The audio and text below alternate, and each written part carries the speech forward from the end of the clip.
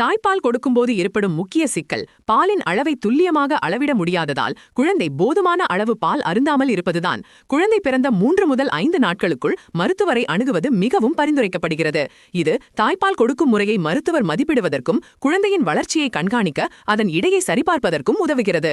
குழந்தை பிறந்த 24 மணி நேரத்திற்குள் மருத்துவமனையிலிருந்து வெளியேற்றப்பட்டிருந்தால் முன்கூட்டியே ஆலோசனை தேவைப்படலாம்.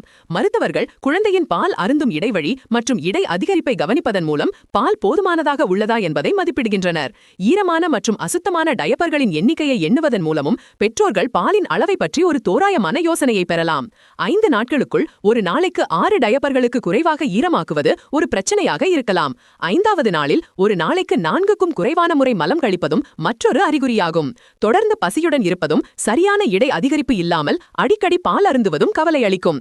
போதுமான அளவு பால் அருந்தாதது நீரிழப்பு மற்றும் ஹைப்பர் பிலிரூபினீமியா போன்ற துருப்பிடத்தக்க உடல்நல அபாயங்களுக்கு வழிவகுக்கும். குறைந்த இடை கொண்ட அல்லது குறைப்பிரசவத்தில் பிறந்த குழந்தைகள் அல்லது கடினமான பிரசவத்தை சந்தித்த தாய்மார்களின் குழந்தைகள் அதிக ஆபத்தில் உள்ளனர்.